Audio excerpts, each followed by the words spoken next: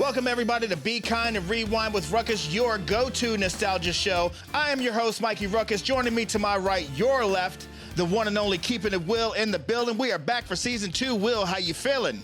Man, I am feeling great. What a great run season 1 was. And here we are in season 2. We started out with an awesome guest. I couldn't be more excited. Let's dance. Here we go. And in our season 2 premiere, I could think of no other person than this individual right here. He is Professor Nick Harrison. Nick, how are you? Will, it is an honor and privilege to be with you for the season premiere, season 2. Hey, man, I'm chomping at the bit. Thank y'all for having me. I really appreciate it. We are happy to have you here, no doubt.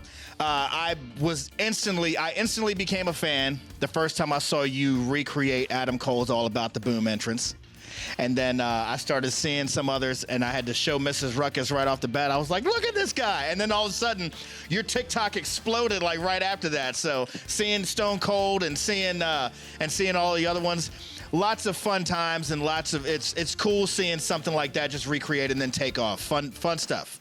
Yeah, man, getting to do, especially the entrances with the music that you create, is like, the Adam Cole one was really cool because I've always been a fan of Adam Cole, and that the theme song that for his, when he first came out and his debut and all that, it was just really, really cool and really good. And that one blew up, and then AEW liked it and shared it on Instagram, and it hit like 1 million on their IG, and it went big on TikTok. And then some of the other ones were really good too. They like the OC one and all these other. It's so cool to recreate these entrances, and being the wrestling fan that I am, to have the attention of people in the wrestling business and the businesses themselves, the companies themselves. It's just, it's a lot to take in, but I'm very blessed and thankful to have been a part of all of that and to still be a part of it now.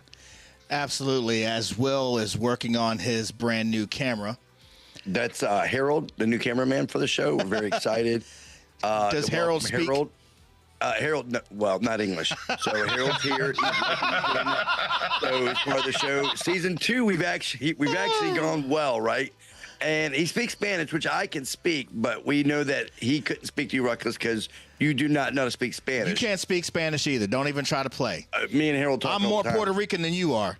We'll leave it at that. Which factor? I tell you what. Let's see if we can say a conversation. Three sentences in Spanish. Just give me 3 sentences. I'm not going to put Professor Nick Harrison through that.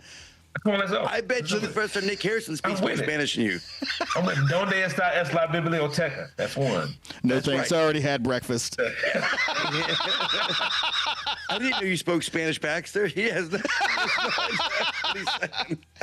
Listen, guys, this week, Professor Nick Harrison has chosen a very special movie that's near and dear to him, the 1984 film Bachelor Party. We're going to be talking about that for a little bit. After that, we're going to jump into Guess That Top 10. KeepinitWill is going to read off the Billboard Top 10 singles of the week that Bachelor Party was released, June 29, 1984. From there, he'll touch on a little bit of pop culture.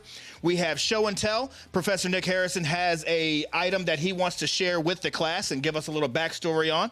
And then we'll jump into Wacky Table Reads. 2 surprise scenes from a list of comedies that Nick had given us. And we're going to be doing scenes from Half Baked and Ace Ventura. Yeah. With that being said, let us kick it off with Bachelor Party. Now, before I get your thoughts on this, let me just say that I watched this today for the first time. Really? What? Really? Yes. It's the first time I watched Bachelor Party. Wow. Because, I was an 8-year-old kid, and my parents were extremely strict as to what I could watch. And they would not let me watch this. I remember it specifically being shown on HBO, but it came on after 8 p.m., and my mom was like, can't watch it. So I know Tom Hanks from Splash, which is a little bit after that. But seeing this, I enjoyed it very much. Nick, why did you choose Bachelor Party? Bachelor Party has been one of my favorite movies since I was a kid, which is crazy because of the subject matter within the movie as to why would, because I didn't watch it until I was around 8 myself. I was 4 when the movie came out.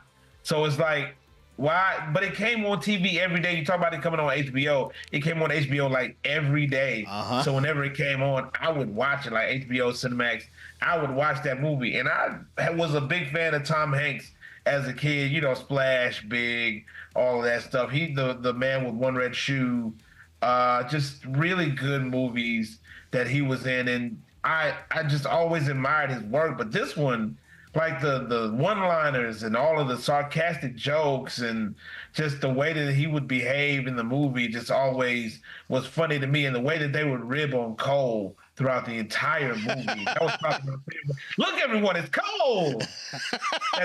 That right there is just, that sticks in my brain even now.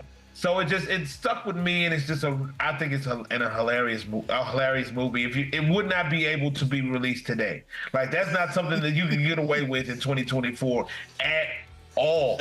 But back then, everything was fair game. So it's a movie that's near and dear to me.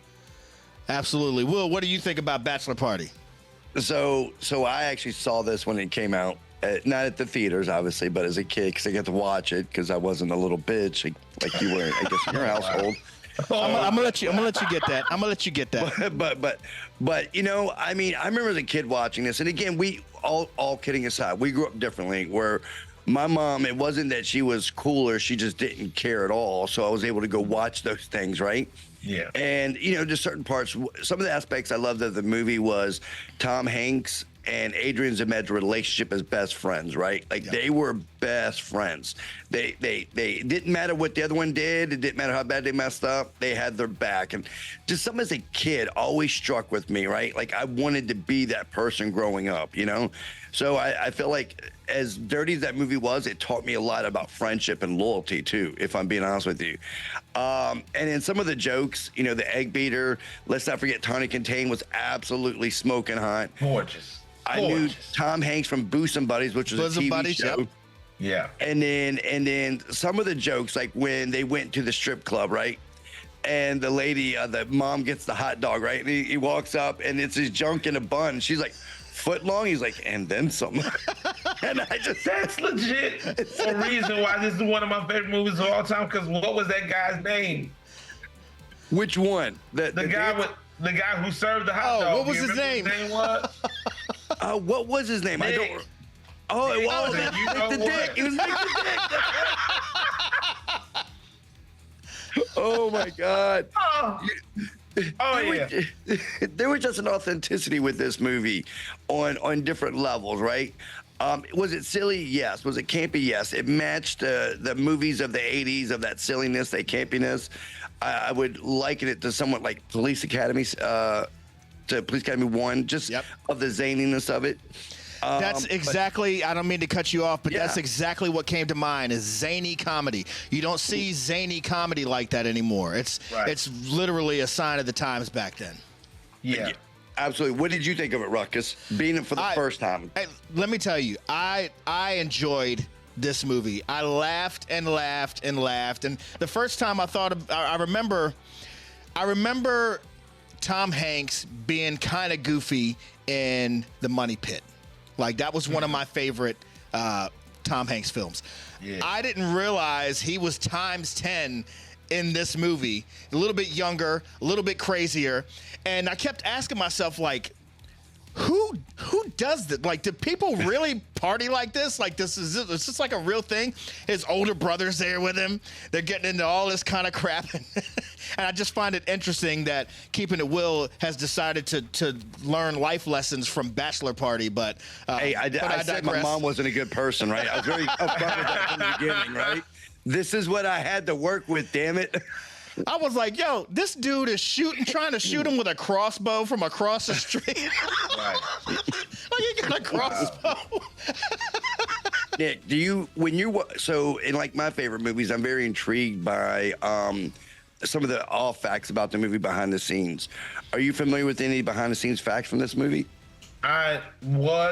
I've forgotten them. I've looked them up years ago, and I know that there are videos on YouTube that tell you like all these different facts and things that you may not have known about Bachelor Party, but I'm sure that there are a ton of So like I'll just weird go with things. one. I'll go with one. There was so here's some people that were supposed to be in this movie that did not make it. Are you ready? Mm-hmm. For the lead role, Jim Carrey, which is kind of cool because we're doing, later down the show. It's crazy that how many roles he was up for back in those days, and people don't really realize that he was really like putting on the grind. Yeah, like trying to. He was cutting his teeth. He was cutting his teeth. We had a starring role in Once Bitten. Yep. Once Yeah, Bitten, right. and that was out super early. Yeah. So another one was Howie Mandel, who was super big back then. Oh, yeah. Right? Tim Robbins. Oh wow. Okay. Don't see that one, but okay. I'll go with it. My friend Andy Dufresne. Yeah, and that's the last time I saw my friend. So anyway, we had excuse me, Paul Reiser. You remember him? Paul Reiser. Paul Reiser from Mad About You? That's the Paul Reiser. Wow. And then Kelly McGillis was actually given the role, and they fired her because they just didn't think she was going to be right as they got into pre-production. And last but not least, this is one that really kind of shook me. I had no idea this person was even Danny DeVito. No. That would have been great. No, this is on the Debbie side. Julie Louis-Dreyfus was up for the Debbie role. Yes. Wow. That is crazy, right? No way. The car. Debbie. The car. Oh. That dance man. I'm calling it right now. Will, I'm memeing the shit out of that. Just so you know. Oh, for the memes. For the memes. When the time is right. Good stuff. Oh, so do you still watch this show, Nick? Which one?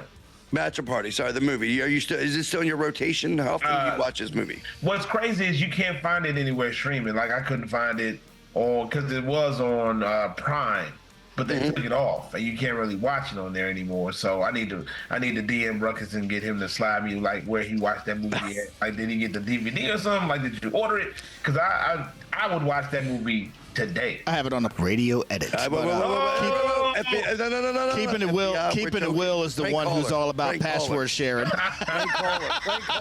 It's one of the parts you're gonna beat out. Yeah. Somebody's doing it next week. Rukus won't be here. Nick, you're gonna have to co-host. Be a knock at the door. Oh man. So Nick, who would you say your favorite character was in this movie? The older brother. Yes. Like he was my favorite character in this movie because that dude was. No, that's incorrect. That's just a little small line because that was him. Was like Debbie, the car, Debbie. Yeah, that's him. He was my favorite, man. I loved him so much. And then shout out to Cole because Cole was like he was the dude in what was the name of that movie? Real Genius. Because he was the bad guy in Real Genius, too. Okay. So, like, Kent and Cole are the same cat. So, Cole, like, he's like one of those William Zabka dudes. Yeah. That was the bad guy in every movie that he played in. Big boy. I'm done. Big boy. No. I'm not doing this. Don't. William Zabka was not the bad guy in any movie. Okay, Bernie Stinson, don't do this. All right, Stinson, don't do this, okay? We'll get to that later. Because we know circle back, guy. We will circle back. Are we bringing that back for season 2? Oh, it's we coming. Really doing that? Oh, wow. Not by fault, but you'll anyway, find it. It's a Karate Kid thing with Keeping It Will. Professor, I respect your opinion. I'm sorry to interrupt you. I will let you finish. Yeah, no, that was very unprofessional. We'll get back to it later, okay? Beyonce had the greatest album of all time. All time. All right, man. As you were saying, I apologize. No, it's all good. But yeah, I liked him because he was the perfect foil for Rick. Rick was bus driver, crazy dude. Debbie's parents hated him, thought he was obnoxious, a slob, and he was himself.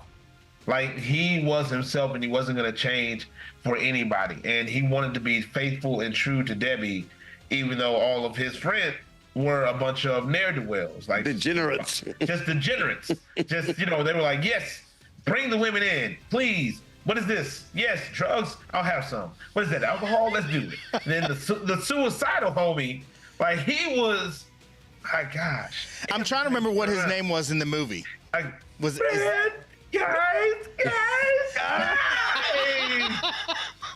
He came roll. I'm telling you for the last time, get off of that. Oh! I like when he drained the tub out and he went to go put his head back in the tub. Dude, he's trying to slit his wrist with an electric razor. He's like, He crashed the bus into the 3D movie. Guys, next He was week my we'll favorite. be doing a watch party with Bachelor Party. Please tune in. We'll be live on Discord. Just come on. We'll send you the link. I'm kidding. well, yeah, that'll be, yeah. Oh, wink, wink. Wink. I'm just kidding, guys. Psych. So as we start wrapping up the Bachelor Party, any last words for you, Nick, on how great of a movie this was and what it meant to you? Thank you, Tom Hanks, because like Tom Hanks, there was a point in his career for me, and still now, he could do no wrong. Even everybody who thought Joe versus the Volcano was a bad movie, I love Joe versus the Volcano. I think it's a terrific movie.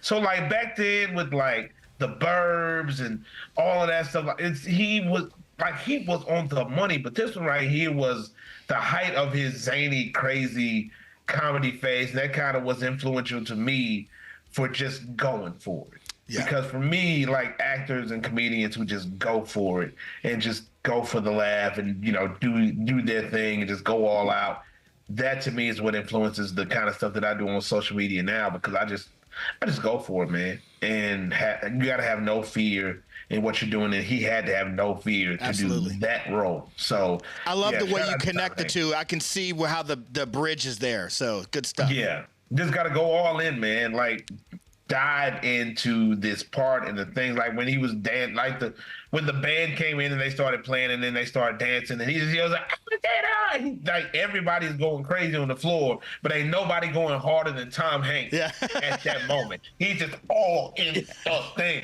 So it's like when you go. Yeah. And to me, that's the kind of vibe that I get from that movie, because anytime I watch it, my stomach hurts at the end from laughing so hard about the entire thing. So yeah, 1000%. I think that's life lessons. When you go hard. Go. And I don't want to get too far off the streets real quick, but I do want to bring something up for both of you. I have a question for both of you. Okay. So because you brought something out with Tom Hanks, right? If you look at his career, that was the beginning of his zaniness. But as we all know, Tom Hanks did something not a lot of people are able to do, and that's go from zany, campy, actually from TV shows to movies, which people didn't do in the 80s. Mm-hmm. Wasn't a thing. No. To zany comedies, to blockbusters, to serious dramatic roles and winning Oscars, right? I don't know if we've seen that from many people in the past. So do you have a favorite Tom Hanks movie? Oh, gosh. Besides this one? It could be anyone. It could be anyone. So many. Yeah. I'm Philadelphia. Okay. Wow. Philadelphia might be my favorite, because I remember going to the theater to see that. And me and my buddy went to go see that movie, and it kind of blew me away just how well he did in that movie. And Denzel Washington as well was absolutely amazing in Philadelphia. So when you have both of them in the same movie, just going line for line, ball for ball, it's like, golly, it's almost dueling banjos with the heavyweight fight. It's a big heavyweight fight, and they both came out winners in that one, because it was just such a great movie. Absolutely. Rukus? I would say, so it's like a three-way tie for me for different reasons. So Castaway, I really like, because that he had to bring that whole story to life by himself. He didn't have anybody else to play off of. It's not true. He had Wilson. Keep going. I was going to say, except for Wilson. I love that. Sorry. I love that thing you do. Just because he's the typical manager of a musical act, and he's the guy that's like the foundation, kind of stays in the background but makes all the moves. And I really, really enjoy The Green Mile. Still one of my favorites. I watch it anytime it's on TV. That story for me is about friendship between him and Michael Clark Duncan's character. Yeah. So that's up there for me. It's almost like belief. of Tom Hanks to Michael Clark Duncan. He believed that there was something right. Yeah. He didn't judge him by anything else other than my gut tells me this guy's good. We're doing something wrong here. I would agree. I think for me, real quick, I would say The Terminal is one of my favorites. I absolutely love that movie. I forgot about that one. That was my next door neighbor was actually in that movie. He was one of the security guards. Really? He was the one that let him down at the end. Yeah, we used to play Tecmo baseball together. So, Larry Crown. I absolutely love Larry Crown, right? And I'm gonna throw something new in the ring. A Man Called Otto. I'm gonna be honest with you. I loved it. It was again. Tom Hanks keeps redefining who he is. And this one, he was a grumpy old man who hated everything, but he learned like super. It wasn't racist, but he was just mean to everybody, right? Like he didn't care who you were. And for him to come back around and sacrifice. Anyway, that if you haven't seen Man Called Otto, watch it. You will cry. I will credit Tom Hanks. That movie, Lady Killers, was the first movie I ever attempted to buy a bootleg of. I was running the grocery store, and I had somebody that was pulling up to the front of the store, popping the trunk, and was selling bootleg DVDs. And Lady Killers was out, so I figured out, why not? I'll buy a bootleg DVD. I got about 5 minutes into it, and the camera that was propped up in the movie seat fell sideways, and the whole movie. Wow. Anyway, basically. So I'm the Napster of the movie world. So.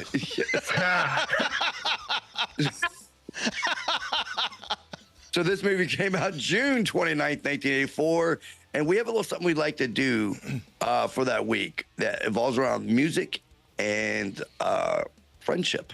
Ruckus, what's next? Music and friendship. Yeah, we'll go with it. So we have Guess That Top 10. KeepinitWill is going to read off the top 10 Billboard singles from the week of June 29th, 1984. Nick, the way this is going to work is Will's going to read off the name of the song and the artist, and you and I will try to sing it together. So I'll give you a beat. Okay. If you know the song, just go ahead and sing, and I'll jump in with you. If you don't know it and I do, I'll jump in after a beat. If it unlocks a memory, feel free to jump in. There's going to be a slight delay just because we're on the internet. So if you're singing and I sing behind you, you'll hear a little bit of a lag, but don't worry. It'll all show up on time. Will still does not understand this part of technology, so don't I understand mind him. exactly how it works. No, you don't. I understand how timing works, and I understand what an IPO means. But let's keep going, okay? That was a sidebar conversation. Yeah. We'll give you that one. We'll give you that one off screen, okay, Nick? So we'll circle back to that. I'm with it. All right, so we go through the top 10, right? So now I'm going to say that this week is the first week I've looked at and goes, okay, we have an almost guaranteed 10 for 10.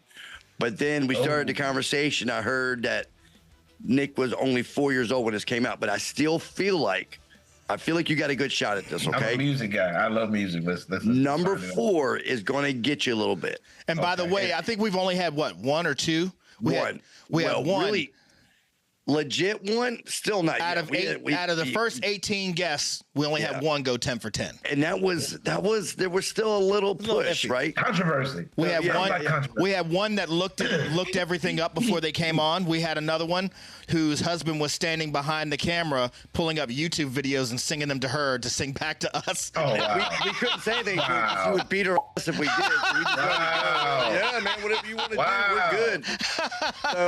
So yeah, we let that one go. But that was hilarious when that happened. All right, so I'm going to give you the 10 songs, ask, and we'll go from there. Now, Ruckus, I want to do a bonus on number 11 this year. Okay. Because I want you to sing, when we're all done, I want you to sing the intro to number 11. Okay. It's just going to make me smile. All right, ready. Number 10, from the movie Footloose, released in 1984, Almost Paradise by Mike Reno and Ann Wilson. Almost Paradise. When I get on the damn store. Yeah. Paradise. My boy.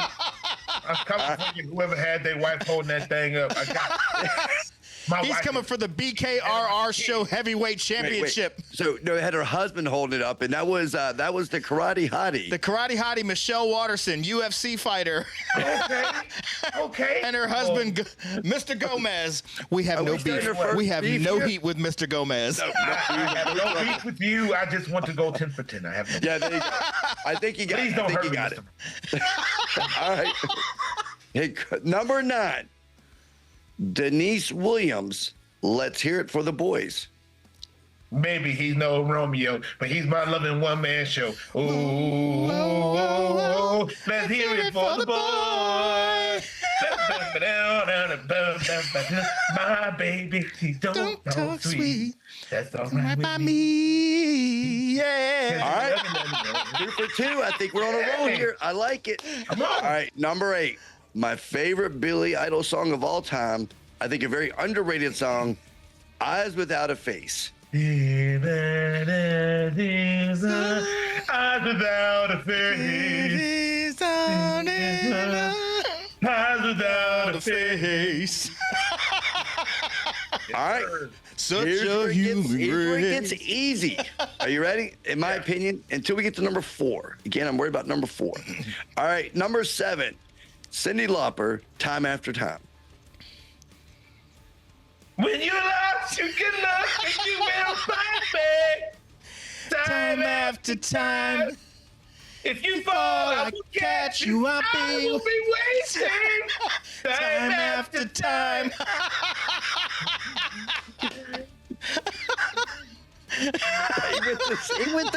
He brought it down. He brought it down. After time. All right. Number 6. The Heart of Rock and Roll by Huey Lewis and the News. They say the heart of rock and roll is still beating.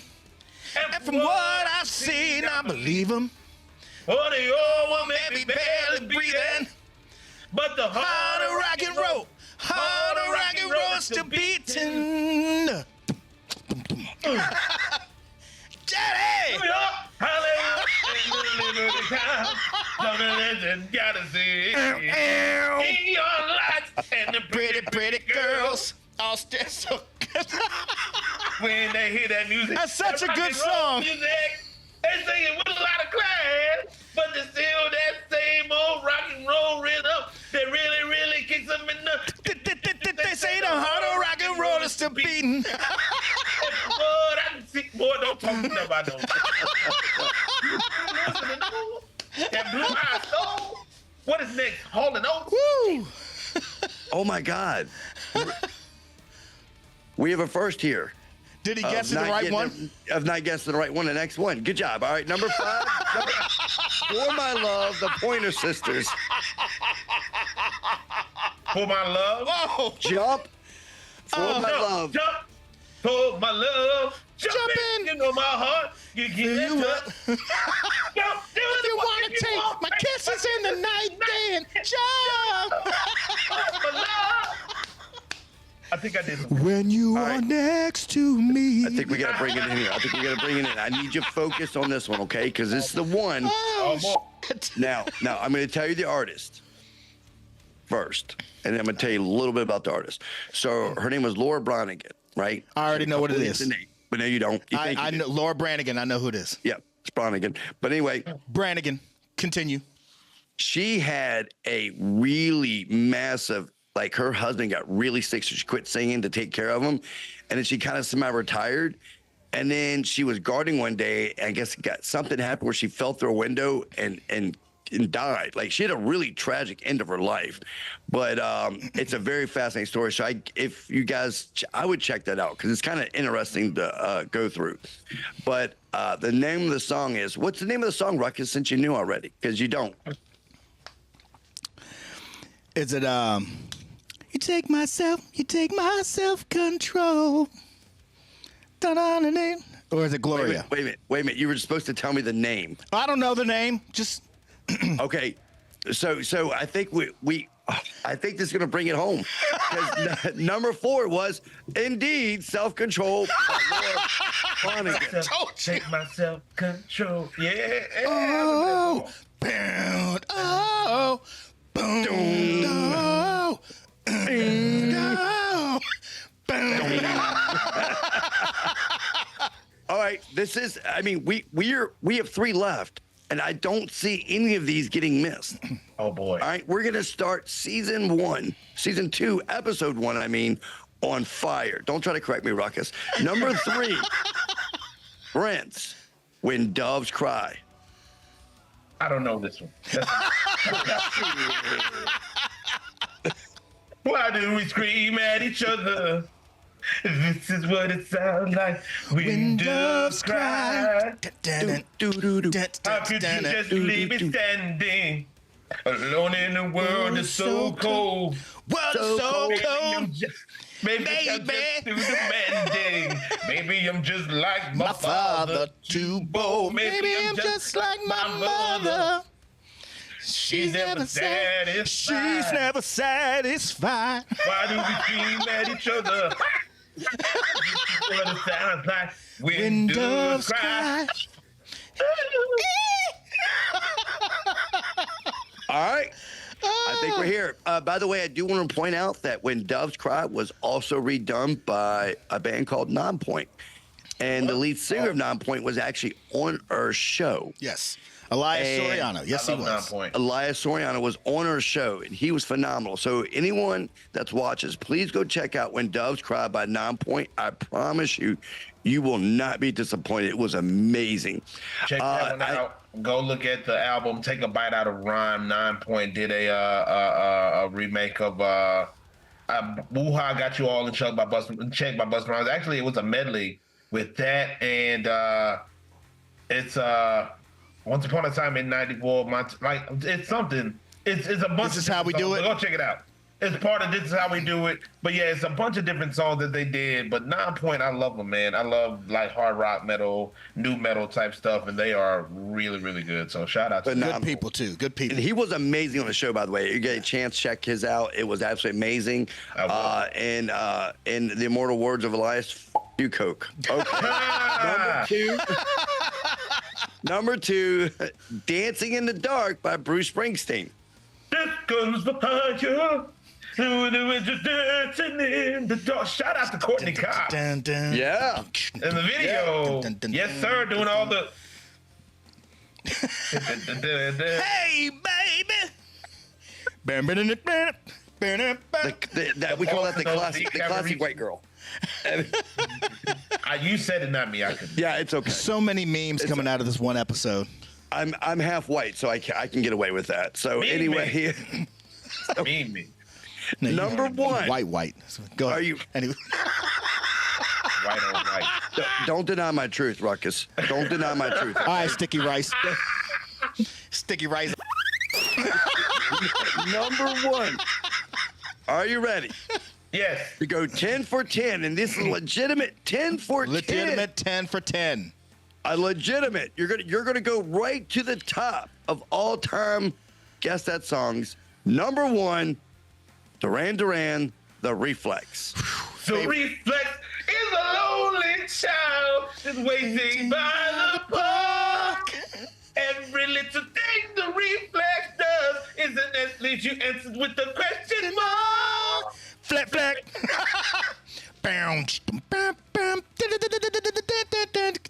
Oh, we have a first ever, fully legit, all the way through, no help. Absolutely amazing. Balloons and Absolutely confetti. amazing. We got Here, throw the confetti here, throw the spotlights, right? Wow. Now, Great would you job. I was going to give Rukus number 11 because I wanted him to do it, but I'm going to. No, we're not doing it anymore. I'm going to give you a bonus one. Are you ready? Okay. You're going to get the first one we've ever given a bonus to. You ready? Okay. All right. Number 11, Steve Perry, Oh Sherry. It should have been gone. Told it how I made you feel. It should have been gone. After all of words that sting you, it must have been a dreamer. It must have been someone else. And it should have been what I now. Oh, Sherry. Holy low. Whole song. Basketball, Steve Perry. Amazing. The first time we've ever had that with a bonus, 11 for 11. Oh. So the new record's got to be 12. I don't see anybody touching that. They go 12, and that's what we'll do. If anybody gets 10 of 10, we'll give them bonus, and we'll see if they go 12. But right now, the professor is the champion on Be Kind Rewind with Rukus. Wow. Take it.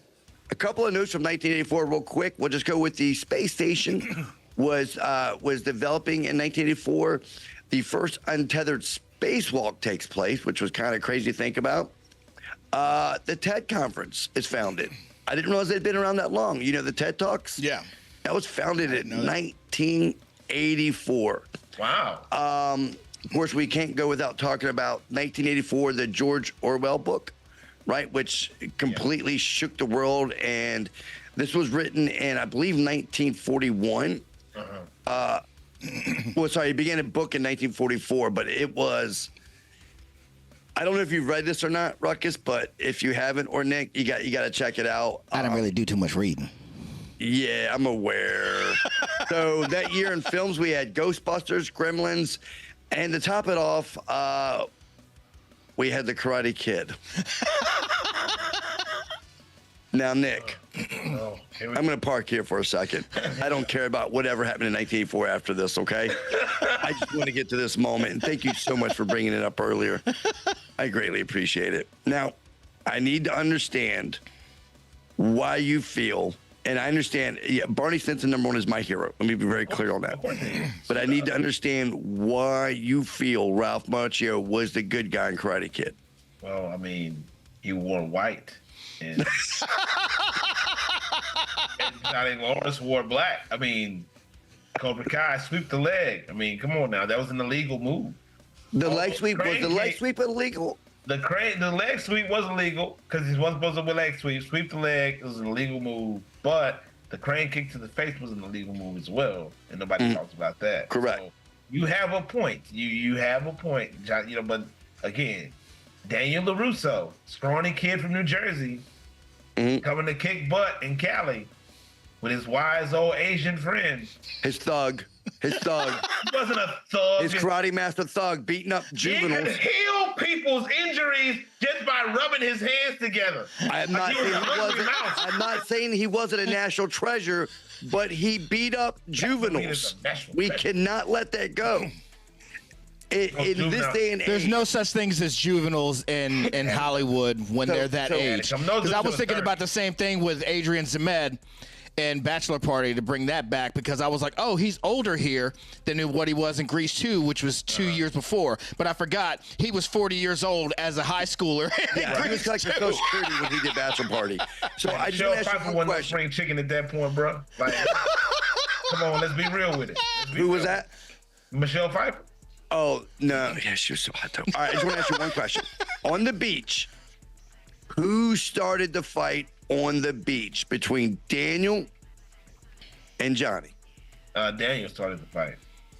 Thanto you, ladies and gentlemen. That concludes the year 1984. Hold on. I'm sorry. You notice how this is what he does. He tries to curve it off. Hold on. All right. You gotta understand Daniel's story at that point. That's why he started. Come on.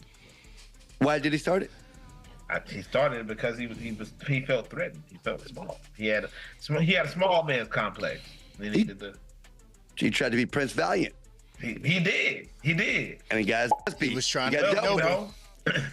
Sometimes trying to be noble. back in those 80s movies, sometimes you had to, kind of defend the girl in order to look at Back to the Future. That didn't happen, and Marty McFly might never have been born. Yeah, then we wouldn't have got Back to Future 3, and I think everybody would have been okay with that. So just 3 is still great. The trilogy is all complete. You didn't like the Old West? Come on. I actually did. Hey, you know what I found out the other day? Do you know who was offered Doc Brown for that movie? The lead singer of Devo was offered Doc Brown. Really? Yes. Wow. They wanted the lead singer of Devo to play Doc Brown. What is it, Mark Mothersbaugh? Yes. Is that the guy who did all the music for Rugrats and like all those? Correct. Because he thought they wanted him to score the movie. He was all excited. He's like, they're going to let me score this movie. He got there like, hey, we want you to play Doc Brown. He's like, I'm not an actor. Like, yeah, but we just do what you do. He goes, I'm not an actor. What I do on stage, I do for me. I do it. No one's controlling me. I do it. That's my art. An actor, you're telling me. Head, because he can do that. David Byrne. Get him to do it. It's a piece of cake. Same as it ever was, Marty. Oh, man. I thought you would like that. Well, that brings us out of 1984. Thank you so much, Professor, for that that review in Karate Kid. I like the fact that we can keep that going. Ruckus. All right, that takes that actually brings us to show and tell. So, guys, you have learned over season 1 what show and tell is all about. It's kind of like when you were in grade school and the teacher says at the end of the week, if you have something you'd like to bring from home and share with the class, you may stand up in a line, come up to the front of the class, and do so. Professor Nick Harrison has an item that he would like to share with us. Nick, what is that this week? So I do lives on TikTok every weeknight, Monday through Friday. And people always ask me about the belts I have behind me. I got the ECW title right there, the NWA television title. But the one thing they ask me about more than anything else is this right here. Let me pull it out for you. This bad boy right here, this big old piece of just beautiful, sitting right in my lap. And what this is, what year was this? I don't even have the year on it. A few years back, I was on. Did a dance competition for a local ballet company from when I was in North Louisiana, and they called it Dancing with the Louisiana Stars. It was the Louisiana Delta Ballet, their 12th anniversary. They did a Dance with Louisiana Stars with local celebrities. But at the time, I was doing play-by-play and color commentary for Grambling State University football. So they considered me to be a local celebrity, and they invited me to participate. If you look online, there is footage of me dancing with a young ballet dancer doing a choreographed dance to Bruno Mars. Finesse was the song. We did a choreographed dance to Finesse, and I did not win, but that was the choreographer's award. The choreographers loved working with me so much that I got the award from the choreographers for the work that I did and all that. And it was just really cool to participate in all of that and really just show my chops on the dance floor. People think I'm, 2 left feet, but I can actually get down when choreographed. I remember taking dance courses when I was in grad school, and my dancing, because I was in theater and they made us take dance. All the males had to take dance to work on our coordination and footwork. And they were like, you have inherent rhythm, meaning you can't dance, but if I teach you some dance steps, you can do those. But naturally, you are not a dancer. But that kind of proved the critics wrong right there. That's amazing. Can we get one more shot of that? Oh, yeah. Yeah. All right. Now, KeepinitWill, what that is a dance trophy. That's something that you'll never smell in this lifetime. Just so you know. Oh! So you're gonna feel real dumb in about right now. Well, no, you generally feel dumb all the time, but go all backwards. the time. So I have many trophies for dancing. Participation ribbons. A dancer and a skater, by the way, and I have many trophies for that. I don't know if you know this or not, but I was often called the songbird of my dance generation. So I think you need to watch your face when you're talking to me, okay? I know. Wow. Watch your face. Wow. All right. Fantastic. Professor Nick Harrison, thank you for sharing that with us. And that brings us to the main event of the evening. It is Wacky Table Reads. So, guys, as you know, we have our guests each time they come on send us a list of their favorite comedies. KeepinitWill and I choose 2 surprise scenes from those comedies for us to reenact during the show today. Today we're going to be doing scenes from Half Baked. Thurgood goes to AA, rehab, and Ace Ventura. Ace gets committed to Shady Acres. Oh boy. I will let you guys know that Professor got these scripts and clips today, probably in the middle of the night, because I sent them out late last night. We have not rehearsed. This is a 1,000% complete cold read. So whatever happens, happens. And I just realized I had Bob Saget. Sorry. Yeah. Oh boy. Yeah, that's that part. Yeah, I need somebody to Jared blur my face when I say this whole thing. You know, boy that got kicked off of the real world. Yeah. What is it, David? David. Yeah. I just call him David the Addict. So let's start with Half Baked. Thurgood, Dave Chappelle, is trying to win back Mary Jane. And give up Mary Jane. Say that? He's trying to give up Mary Jane to win back Mary Jane. Yeah. I absolutely the irony. know what that means. The irony, Sweet, sweet irony that you don't know what you're talking about. Isn't it ironic? Keep going. don't you think? 12 and 12. It is. Nothing but hits, baby. Bangers. Nothing but hits. Bangers. So, Thurgood has decided that he is going to quit smoking weed. And he's decided that he needs to go to AA, rehab. Narrating and playing the role of Bob Saget, the addict, will be KeepinitWill. Playing the roles of Mary Jane and David the addict will be myself. And Thurgood, Dave Chappelle, will be played by Professor Nick Harrison. All right. Do we have any questions, comments, or concerns before we begin? I do. What you got? He's at NA, not AA. Just want to clarify that up for everybody. Did I say NA? You said AA. Yeah. Yeah. He's at NA, not A. He's at Narcotics Anonymous, not Alcoholic Anonymous. I mean, potato, right?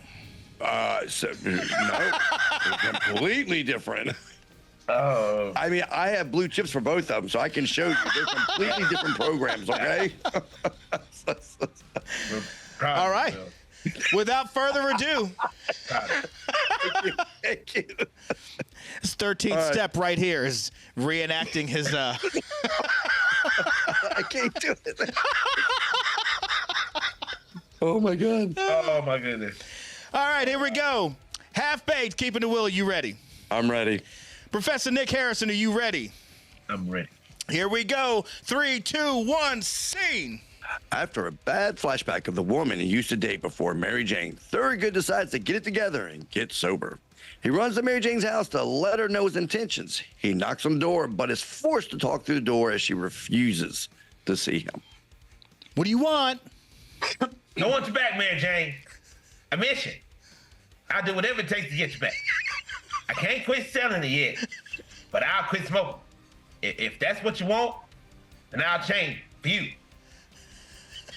I've heard that before. I've said that before, but this time I'm me.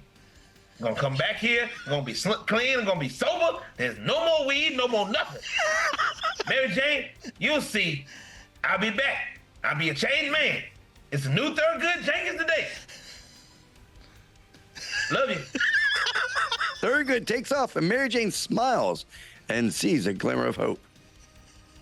Man, that first day of sobriety sucked. And I realized something. I was a real irritable guy when I wasn't smoking marijuana. I couldn't stop thinking about getting high. And then that's when I decided it was time to get help. Nick decides to attend an NA meeting. His visit did not go according to plan. Hi, everyone. My name is Thurgood. Hi.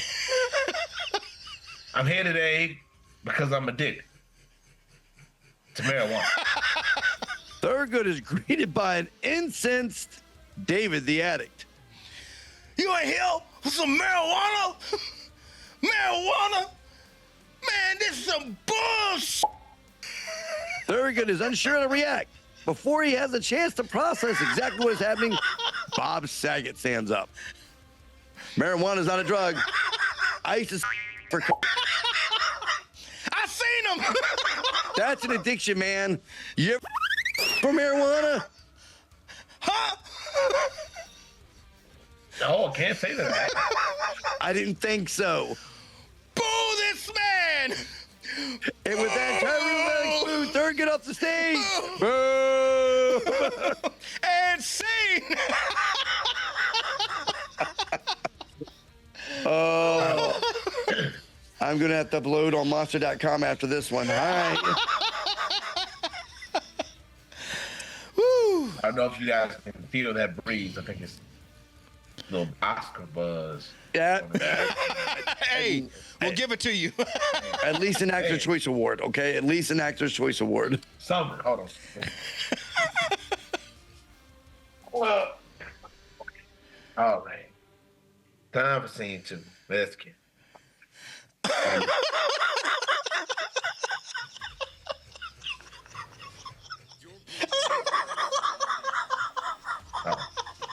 Okay.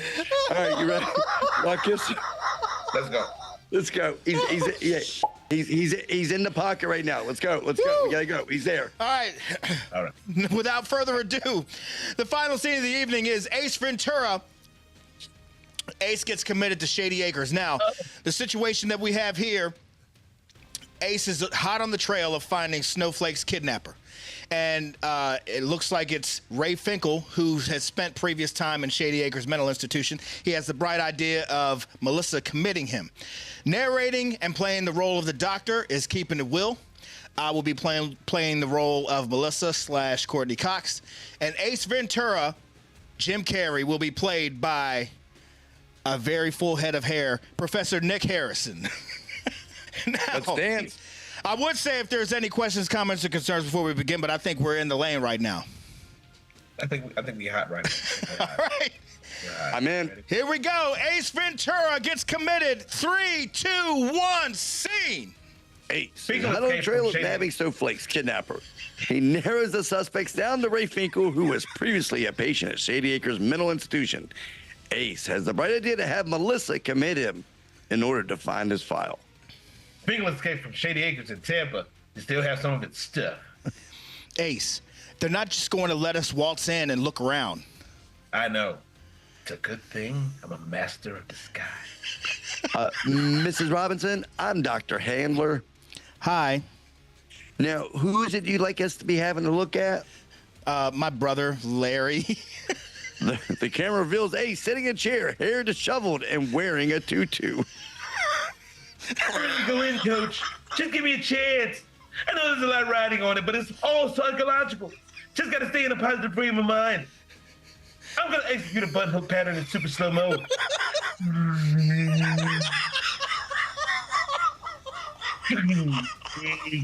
Yeah. Let's do that. And then there's the replay. The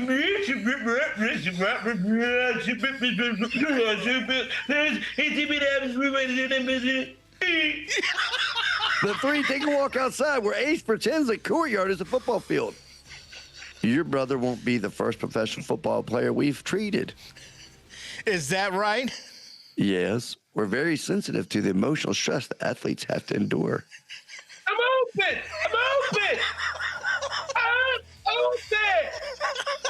We'll have to do some preliminary evaluations, but I think your brother will fit in nicely here. Over here! 351! 351! Over! Sit! Ha! Ha! He seems to have some difficulty letting go of the game. He has had a long history of mental illness.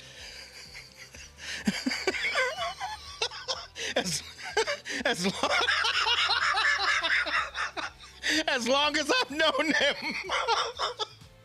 And this is one of our therapy rooms. When we do arts and crafts out here in the courtyard, this is the storage room. And down the hallway here, we have another.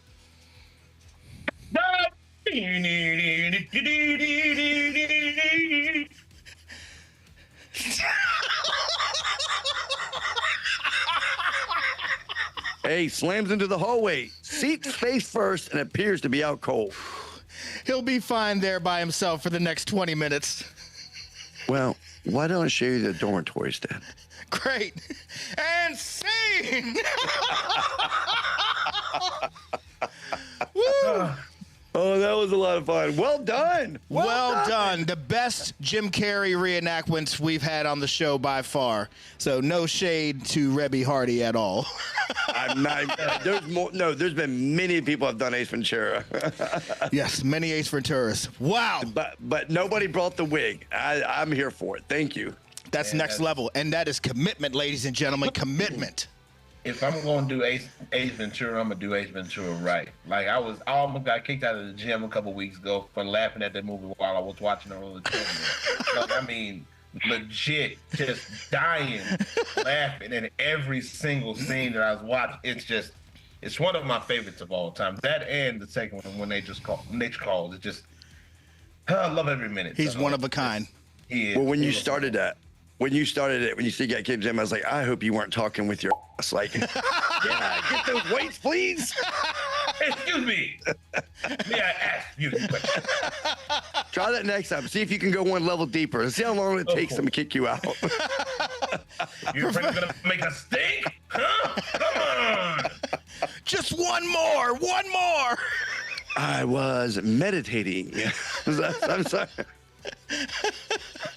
Bumblebee tuna. Well, listen. Now, I hate to state still this bench press, but